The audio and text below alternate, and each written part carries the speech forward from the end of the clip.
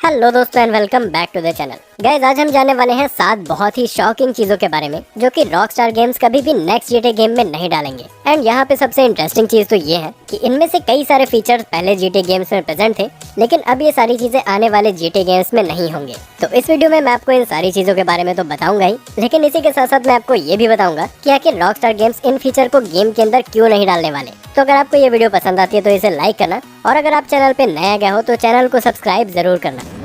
तो इनमें से जो सबसे बड़ी चीज है जो कि GTA 6 या फिर किसी भी नेक्स्ट GTA गेम में नहीं आने वाली, वो है रियल लाइफ ब्रांड्स के कार्स। अब आप में से कई सारे बोलेंगे कि हमने तो गेम के अंदर रियल लाइफ कार्स को देखा है, जैसे कि ये GTA 5 के अंदर बुगाटी है, ये मस्टैंग और ये फरारी। लेकिन मैं आपको बताना चाहूंगा कि ये रियल व्हीकल्स नहीं है, ये बस रियल लाइफ व्हीकल्स के पैरोडी हैं, जो कि रियल ब्रांड के कार्स की तरह दिखते तो हैं, लेकिन ये ओरिजिनल होते नहीं हैं और इन्हें रियल ब्रांड्स के पैरोडी की तरह दिखाया गया है। तो अब बात आती है कि आखिर रॉकस्टार गेम्स इन कार ब्रांड्स के लाइसेंस को खरीदकर गेम के अंदर रियल कार्स क्यों नहीं डाल देते, क्योंकि ऑलरेडी रेसिंग गेम्स तो रियल लाइफ कार्स को यूज करते ही हैं, तो ऐसा GTA सीरीज में क्यों नहीं हो सकता। तो इसका सिंपल सा आंसर ये है कि सारे GTA गेम्स को इस तरीके से बनाया गया है जिसमें वो अमेरिकन कल्चर, अमेरिकन म्यूजिक और अमेरिकन ब्रांड्स का मजाक उड़ाते हैं, और यहाँ पे कोई भी चीज रियल नहीं होती है। एग्जाम्पल के लिए हम GTA सैन एंड्रियास को ही ले लेते हैं, जिसमें लॉस सैंटोस बेस्ड है रियल लाइफ के लॉस एंजलिस से, सैन फियरो बेस्ड है रियल लाइफ सैन फ्रांसिस्को से, और लास वेंचुरास बेस्ड है लास वेगस पे। एंड इतना ही नहीं, गेम के अंदर जो स्प्रंग ब्रांड है ये भी पैरोडी है रियल लाइफ स्प्राइट की। तो पैरोडी ही मेन रीजन है कि किसी भी GTA गेम के अंदर रियल लाइफ व्हीकल्स क्यों नहीं होते। एंड फ्यूचर में भी जो GTA गेम्स रिलीज किए जाएंगे उनमें भी रियल लाइफ व्हीकल्स क्यों नहीं होने वाले। नंबर 2 पे जो चीज कभी भी GTA गेम्स में नहीं होगी वो ये है कि कोई भी GTA गेम फ्यूचर में सेट नहीं होगा, क्योंकि आज तक GTA सीरीज में जितने भी गेम्स आए हैं वो सिर्फ पास्ट या फिर प्रेजेंट के टाइमलाइन में बेस्ड होते हैं। अब हमने देखा है कि कई सारे गेम्स ऐसे भी होते हैं जो कि प्रेजेंट टाइमलाइन में चल रहे होते हैं, और फिर गेम के अंदर एक बड़ा सा टाइम जंप आता है, जिसके बाद हमारे गेम का टाइमलाइन चेंज होकर फ्यूचर में सेट हो जाता है, और फिर उसके बाद गेम की दुनिया ही अलग हो जाती है। तो ऐसा GTA सीरीज में कभी भी नहीं होने वाला, क्योंकि जैसा कि हमने देखा ही है कि GTA सीरीज को हमेशा अमेरिका की पैरोडी बनाने की कोशिश की जाती है। तो अगर ऐसे में गेम ही फ्यूचर में सेट होगा तो आखिर रॉकस्टार गेम्स पैरोडी किस चीज की बनाएंगे। तो यही रीजन है कि कोई भी GTA गेम फ्यूचर में तो सेट नहीं होने वाला। अब यहाँ पे फ्यूचर से मेरा मतलब ये है कि कोई भी GTA गेम साइबर पंक की तरह तो बिल्कुल भी नहीं दिखेगा।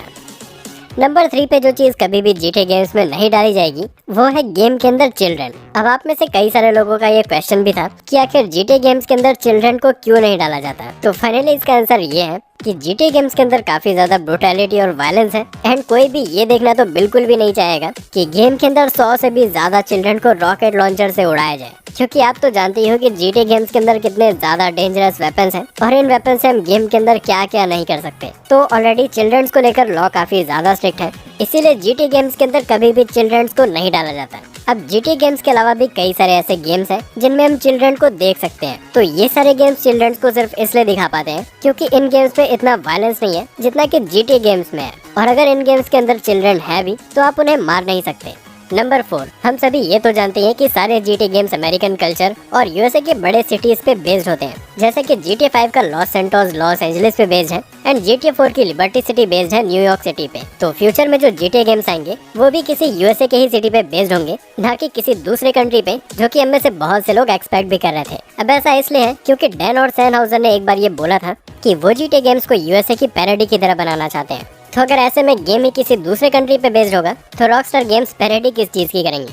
और ऐसा भी नहीं है कि गेम को कम्प्लीटली USA में ही रखा जाए, गेम के अंदर कुछ टाइम के लिए दूसरे कंट्री और आइलैंड्स भी आ सकते हैं, लेकिन ऐसा तो बिल्कुल भी नहीं होगा कि गेम के अंदर अचानक से पूरे अमेरिकन कल्चर को ही चेंज कर दिया जाए। इसका सबसे अच्छा एग्जांपल है GTA ऑनलाइन का कायो पेरिको, जिसमें गेम के अंदर कोलंबिया से इंस्पायर्ड एक न्यू आइलैंड को डाला गया है। नेक्स्ट चीज जो कि कभी भी GTA गेम्स में नहीं होने वाली वो ये है कि 3D यूनिवर्स के कैरेक्टर HD यूनिवर्स में नहीं आ सकते। अब इसका मतलब है कि हमने अपने चाइल्डहुड में जो गेम्स खेले थे, जैसे कि GTA Vice City, GTA San Andreas या फिर इवन GTA 3, इनके कैरेक्टर्स कभी भी न्यू GTA गेम्स में नहीं आ सकते। अब ऐसा इसलिए है क्योंकि ये सारे गेम्स 3D यूनिवर्स के पार्ट हैं, लेकिन वहीं पे चाइनाटाउन वॉर्स, GTA 4 और GTA 5 HD यूनिवर्स के अंदर काउंट किए जाते हैं। तो यहाँ पे रॉकस्टार गेम्स ने ऐसा बोला है कि 3D यूनिवर्स में जितने भी कैरेक्टर्स फिजिकली अपीयर होते हैं, यानी कि ऐसे कैरेक्टर्स जिन्हें हमने गेम में देखा है, वो कभी भी GTA सीरीज के HD यूनिवर्स में नहीं अपीयर हो सकते। लेकिन वहीं पे अगर 3D यूनिवर्स में कोई ऐसा कैरेक्टर है जिसके बारे में गेम के अंदर बस बात ही की गई थी और वो कभी भी फिजिकली अपीयर नहीं हुआ था,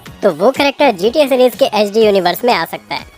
नेक्स्ट चीज जो कि GTA सीरीज के साथ कभी भी नहीं होगी वो ये है कि गेम को कभी भी फुली मल्टीप्लेयर नहीं बनाया जाएगा। अब 2020 में बहुत सारे लोगों को ऐसा लग रहा था कि नेक्स्ट GTA यानी कि GTA 6 को इस तरीके से बनाया जाएगा जिसमें सिंगल प्लेयर स्टोरी बिल्कुल ना के बराबर होगी और वहीं पे GTA 6 ऑनलाइन पे बहुत ज्यादा फोकस किया जाएगा। अब ऐसा लोगों को इसलिए लग रहा था क्योंकि जब से GTA 5 रिलीज हुआ है तब से GTA 5 के ऑफलाइन वर्जन में एक भी नई चीजें ऐड नहीं की गई। लेकिन वहीं पे अगर हम GTA ऑनलाइन को देखें तो GTA ऑनलाइन में हर 3 से 4 महीने पे नए कंटेंट को ऐड किया जाता है, जैसे कि अभी रिसेंटली कायो पेरिको आइलैंड को ऐड किया गया एंड इससे पहले ऐड किया गया था डायमंड कैसीनो हाइस्ट को। एंड GTA 5 आज तक मार्केट में टिका हुआ है। इसका सबसे बड़ा रीजन ये भी है कि लोग आज तक GTA ऑनलाइन को खेलना पसंद करते हैं और इसमें पैसे भी लगाते हैं। तो रॉकस्टार गेम्स को अगर किसी चीज से सबसे ज्यादा अर्निंग हुई है तो वो GTA ऑनलाइन के माइक्रो ट्रांजैक्शन से ही हुई है, ना कि GTA 5 के सेल से। तो यही रीजन है कि लोगों को लगता था कि GTA 6 फुल ही मल्टीप्लेयर गेम होगा। लेकिन अभी हाल ही में टेक-2 इंटरैक्टिव जो कि रॉकस्टार गेम्स की पेरेंट कंपनी है, उसके CEO ने क्लियरली ये बोला है कि रॉकस्टार गेम्स मल्टीप्लेयर और सिंगल प्लेयर दोनों को ही काफी अच्छी तरीके से बना सकते हैं एंड वो सिंगल प्लेयर को अबैंडन नहीं करेंगे। तो इससे हमें ये चीज तो कंफर्म हो जाती है कि GTA 6 कभी भी फुली मल्टीप्लेयर गेम नहीं होगा एंड इसमें भी काफी अच्छी सिंगल प्लेयर स्टोरी लाइन होने वाली है।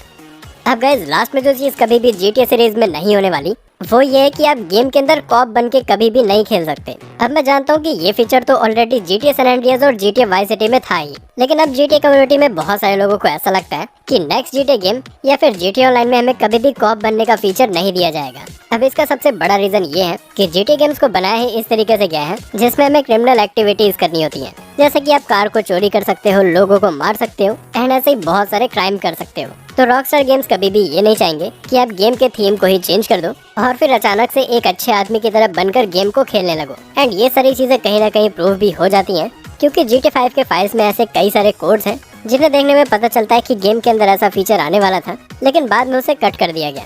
एंड कॉप बन के खेलने का फीचर लोगों को इतना ज्यादा पसंद है कि अब तो इसके लिए कई सारे मॉड्स आ चुके हैं, जैसे कि LSPDFR या फिर कई सारे ऐसे प्राइवेट RP सर्वर्स भी हैं जिनमें आप पुलिस बनकर लोगों के साथ खेल सकते हो। तो मुझे लगता है कि अगर रॉकस्टार गेम्स को ये फीचर डालना होता ही तो ये फीचर काफी टाइम पहले ही आ चुका होता।